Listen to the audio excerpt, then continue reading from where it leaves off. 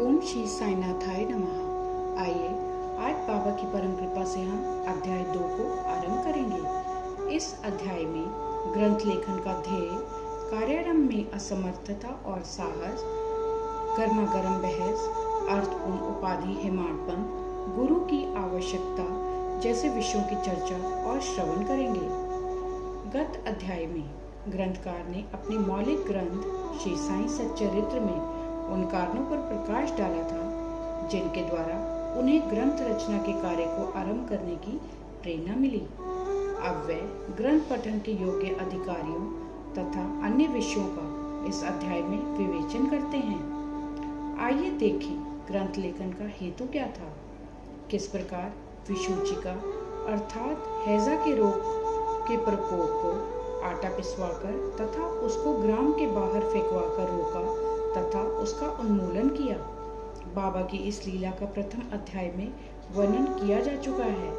मैंने और भी लीलाएं सुनी जिससे मेरे हृदय को अति आनंद हुआ और यही आनंद का स्रोत काव्य रूप में प्रकट हुआ। मैंने यह भी सोचा कि इन महान आश्चर्यजनक लीलाओं का वर्णन बाबा के भक्तों के लिए मनोरंजक एवं शिक्षाप्रद सिद्ध होगा तथा उनके पाप समूल नष्ट हो जाएंगे। इसलिए मैंने बाबा की पवित्र जीवन गाथा और उनके मधुर उपदेशों का लेखन प्रारंभ कर दिया। श्री साईं की जीवनी ना तो उलझनपूर्ण है और न संकीर्ण ही, वरन सत्य और आध्यात्मिक मार्ग का वास्तविक दिग्दर्शन कराती है। आइए देखें कार्य आरंभ करने में कैसे असमर्थता हुई और कैसे साहस प्राप्त हुआ।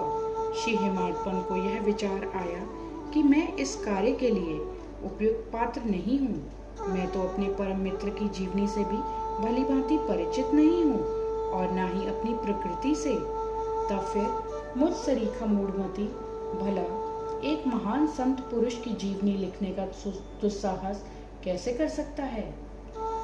अवतारों की प्रवृत्ति के वर्णन में वेद भी अपनी असमर्थता प्रकट करते हैं। किसी संत का चरित्र समझने के लिए स्वयं को पहले संत होना नितांत आवश्यक है। फिर मैं तो उनका गुणगान करने के सर्वथा अयोग्य ही हूँ। संत की जीवनी लिखने में एक महान साहस की आवश्यकता है और कहीं ऐसा न हो कि चार लोगों के समक्ष मुझे हास्य का पात्र बनना पड़े। इसलिए श्री साईं बाबा की कृपा प्राप्त करने के लिए मैं ईश्वर से प्रार्थना करने लगा। महाराष्ट्र के संत श्रेष्ठ श्री ज्ञानेश्वर महाराज का कथन है कि संत चरित्र के रचयिता से परमात्मा अति प्रसन्न होते हैं।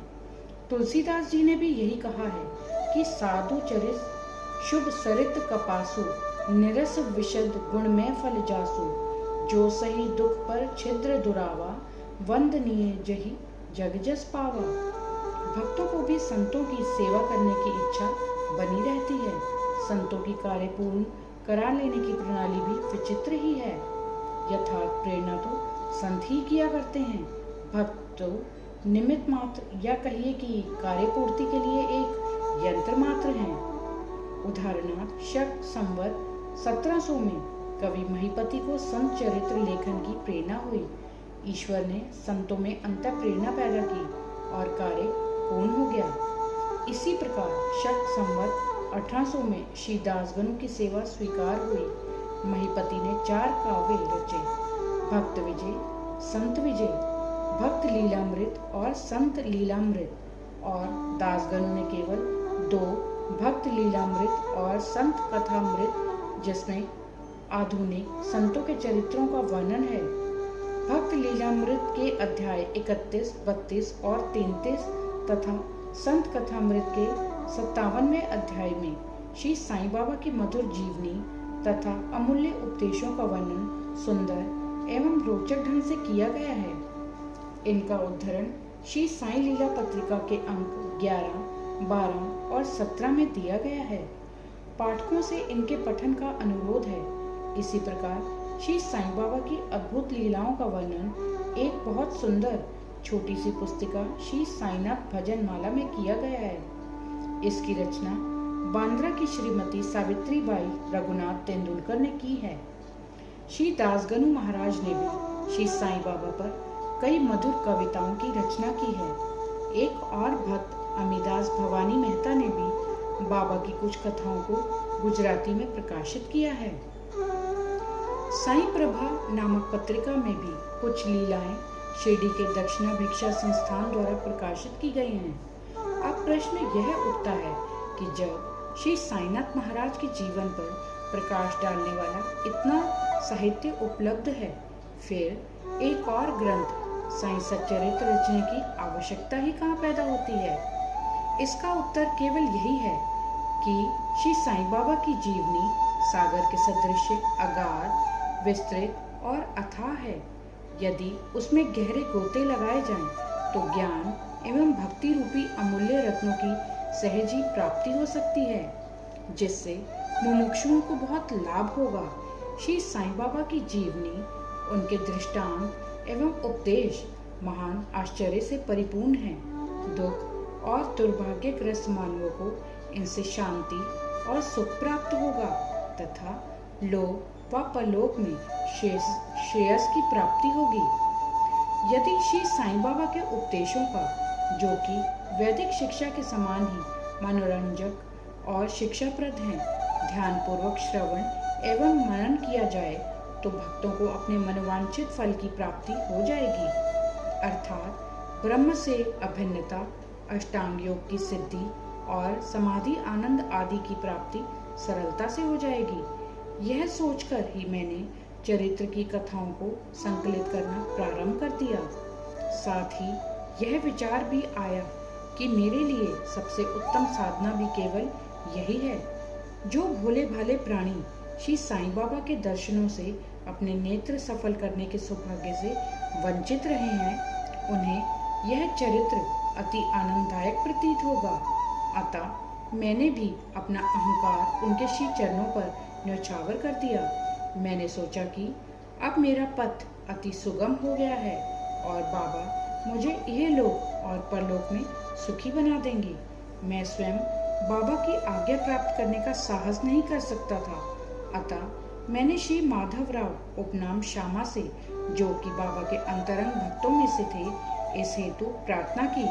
उन्होंने इस कार्य के निमित्त श्री साईं बाबा से विनम्र शब्दों में इस प्रकार प्रार्थना की। ये अन्ना साहिब आपकी जीवनी लिखने के लिए अति उत्सुक हैं, परंतु आप कृपया ऐसा न कहना कि मैं तो एक फकीर हूँ तथा मेरी जीवनी लिखने की आवश्यकता ही क्या है। आपकी केवल कृपा और अनुमति से ही यह लिख सकेंगे, अथवा आपके श्री चरणों का पुण्य प्रताप इस कार्य को सफल बना देगा। आपकी अनुमति तथा आशीर्वाद के अभाव में कोई भी कार्य यशस्वी नहीं हो सकता मेरे बाबा। यह प्रार्थना सुनकर बाबा को दया आ गई। उन्होंने आश्वासन और उदी देकर अपना वरद हस्त मेरे मस्तक पर रखा और कहने लगे कि इन्हें जीवनी और दृष्टांतों को एकत्रित कर लिपिबद्ध करने दो। मैं इनकी सहायता करूंगा। मैं स्वयं ही अपनी जीवनी लिखकर भक्तों की इच्छा पूर्ण करूंगा, परंतु इनको अपना अहम त्याग कर मेरी शरण में आना चाहिए। जो अपने जीवन में इस प्रकार आचरण करते हैं, उनकी मैं अत्यधिक सहायता करता हूँ। मेरी जीवन कथाओं की बात तो सहज है। मैं तो इन्हें घर बैठे अनेक प्रकार से सहायता पहुँचाता हूँ। जब इनका अहम पूर्णतः नष्ट हो जाएगा और खोजने पर लेश मात्र भी न मिलेगा, तब मैं इनके अंतःकरण में प्रकट होकर स्वयं ही अपनी जीवनी लिखूंगा। मेरे चरित्र और उपदेशों के श्रवण मात्र से ही भक्तों के हृदय में श्रद्धा जागृत होकर सरलता पूर्वक आत्मानुभूति एवं परमानंद की प्राप्ति हो जाएगी। ग्रंथ में अपने मत का प्रतिपादन और दूसरों का खंडन तथा अन्य किसी विषय के पक्ष या विपक्ष में व्यर्थ के वाद विवाद की कुचेष्टा नहीं होनी चाहिए। आइए अब देखें अर्थपूर्ण उपाधि हेमाडपंत को किस तरह प्राप्त हुई।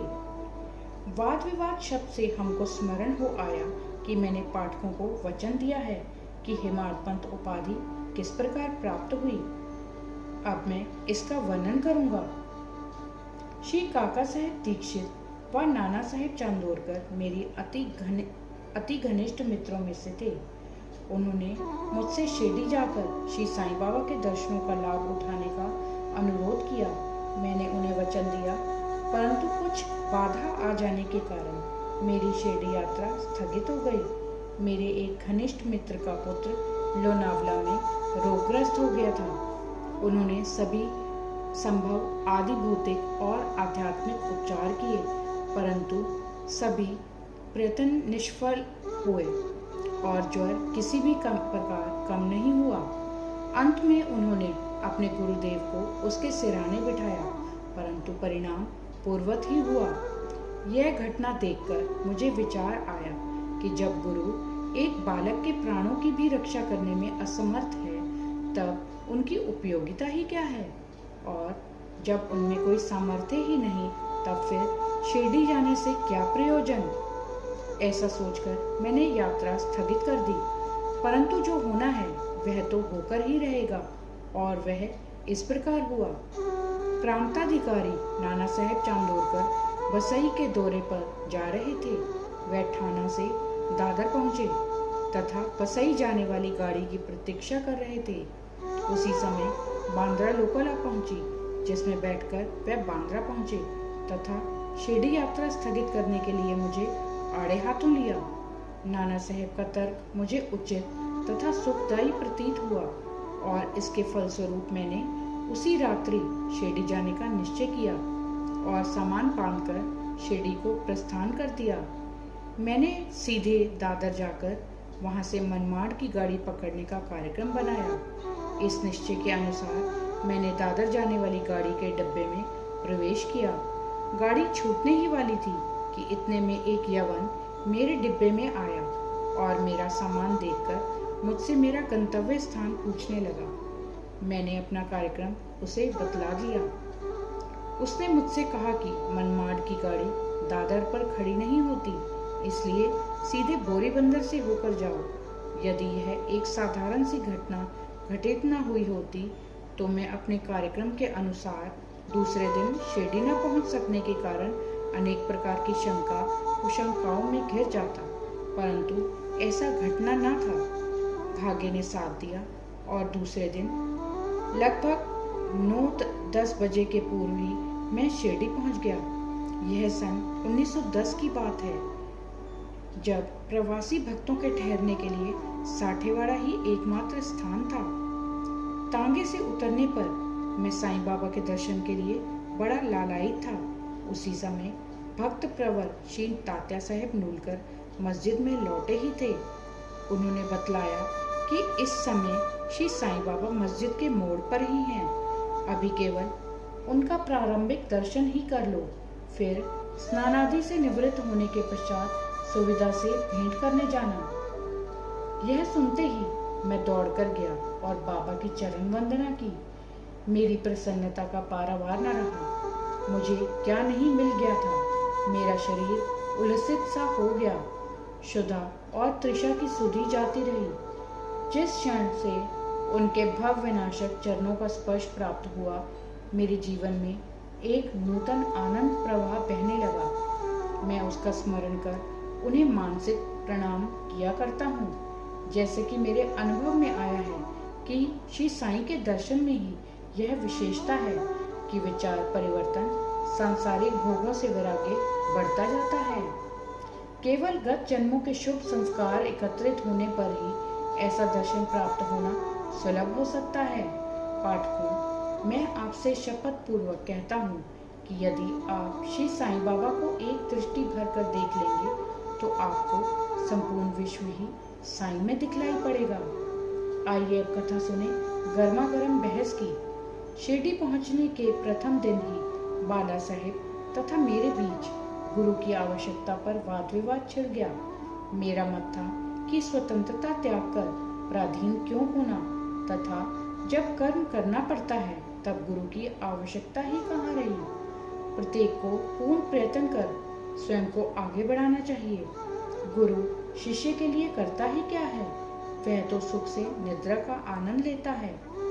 इस प्रकार मैंने स्वतंत्रता का पक्ष लिया और बाला साहब ने प्रारब्ध का। उन्होंने कहा कि जो विधि लिखित है वह तो घटित होकर ही रहेगा। इसमें उच्च कोटि के महापुरुष भी असफल हो गए हैं। कहावत है, मेरे मन कछु और है, विधाता के कछु और। फिर परामर्श शब्दों में बोले, भाई साहब, यह मेरी विद्वत्ता छोड़ दो। यह अहंकार तुम्हारी कुछ भी सहायता न कर सकेगा। इस प्रकार दोनों पक्षों के खंडन मंडन में लगभग 1 घंटा व्यतीत हो गया और सदैव की भांति कोई निष्कर्ष न निकल सका। इसलिए तंग और विवश होकर विवाद स्थगित करना पड़ा। इसका परिणाम यह हुआ कि मेरी मानसिक शांति भंग हो गई तथा मुझे अनुभव हुआ कि जब तक घोर दैहिक बुद्धि और अहंकार न हो तब तक विवाद संभव नहीं। वस्तुतः यह अहंकार ही विवाद की जड़ है। जब अन्य लोगों के साथ मैं मस्जिद गया तब बाबा ने काका साहब को संबोधित कर प्रश्न किया कि साठेवाड़ा में क्या चल रहा था, किस विषय में विवाद था। फिर मेरी ओर दृष्टिपात कर बोले कि इन हेमाड पंत ने क्या कहा। यह शब्द सुनकर मुझे अधिक अचंभा हुआ। साठेवाड़ा और मस्जिद में पर्याप्त अंतर था। सर्वज्ञ या अंतर्यामी हुए बिना बाबा को वाद विवाद का ज्ञान कैसे हो सकता था। मैं सोचने लगा कि बाबा हेमाड पंत के नाम से मुझे क्यों संबोधित करते हैं। यह शब्द तो हिमाद्री पंत का अपभ्रंश है। हिमाद्री पंत देवगिरी के यादव राजवंशी महाराज महादेव और रामदेव के विख्यात मंत्री थे। वे उच्च कोटि के विद्वान, उत्तम प्रकृति और चतुर्वर्ग चिंतामणि, जिसमें आध्यात्मिक विषयों का विवेचन है, और राज प्रशस्ति जैसे उत्तम काव्यों के रचयिता थे। उन्होंने ही हिसाब किताब रखने की नवीन प्रणाली का आविष्कार किया था और बहीखाते की पद्धति को जन्म दिया था, और कहा मैं इसके विपरीत एक अज्ञानी, मूर्ख और मंदमती हूँ। अतः मेरी समझ में यह न आ सका कि मुझे इस विशेष उपाधि से विभूषित करने का तात्पर्य क्या है। गहन विचार करने पर मैं इस निष्कर्ष पर पहुंचा कि कहीं मेरे अहंकार को चूर्ण करने के लिए ही तो बाबा ने इस अस्त्र का प्रयोग नहीं किया है, ताकि मैं भविष्य में सदैव के लिए निराभिमानी एवं विनम्र हो जाऊं, अथवा कहीं ये मेरे वाक चातुर्य के उपलक्ष्य में मेरी प्रशंसा तो नहीं है। भविष्य पर दृष्टिपात करने से प्रतीत होता है कि बाबा के द्वारा हेमाड पंत की उपाधि से विभूषित करना कितना अर्थपूर्ण और भविष्य गोचर था। सर्वविदित है कि कालांतर में दाभोलकर ने श्री साईं बाबा संस्थान का प्रबंध कितने सुचारू एवं विद्वत्तापूर्ण ढंग से किया था। हिसाब किताब आदि कितने उत्तम प्रकार से रखे तथा साथ ही साथ महाकाव्य श्री साईं सच्चरित्र की रचना भी की। इस ग्रंथ में महत्वपूर्ण और आध्यात्मिक विषयों जैसे ज्ञान, भक्ति, वैराग्य, शरणागति, आत्मनिवेदन आदि का समावेश है। आइए जाने कि गुरु की आवश्यकता क्यों है। इस विषय में बाबा ने क्या उद्गार प्रकट किए। इस पर हेमाड पंत द्वारा लिखित कोई लेख या स्मृति पत्र प्राप्त नहीं है, परंतु काका साहब दीक्षित ने इस विषय पर उनके लेख प्रकाशित किए हैं। बाबा से भेंट करने के दूसरे दिन हेमाड पंत और काका साहब ने मस्जिद में जाकर घर लौटने की अनुमति मांगी। बाबा ने स्वीकृति दे दी। किसी ने प्रश्न किया, बाबा कहाँ जाएं? बाबा बोले, ऊपर जाओ। उन्होंने प्रश्न किया, मार्ग कैसा है बाबा? बाबा बोले, अनेक पंथ हैं, यहाँ से भी एक मार्ग है, परंतु यह मार्ग दुर्लभ है तथा सिंह और भेड़िए भी मिलते हैं। काका साहब, यदि पथ प्रदर्शक भी साथ हो तो? बाबा बोले, तब कोई कष्ट नहीं होगा। पथ प्रदर्शक तुम्हारी सिंह, भेड़िए और खंदकों से रक्षा कर तुम्हें सीधे निर्दिष्ट स्थान पर पहुंचा देगा, परंतु उसके अभाव में जंगल में मार्ग भूलने या गड्ढे में गिर जाने की संभावना है। दाभोलकर भी उपयुक्त प्रसंग के अवसर पर वहां उपस्थित थे। उन्होंने सोचा कि जो कुछ बाबा कह रहे हैं वह गुरु की आवश्यकता क्यों है, इस प्रश्न का उत्तर है।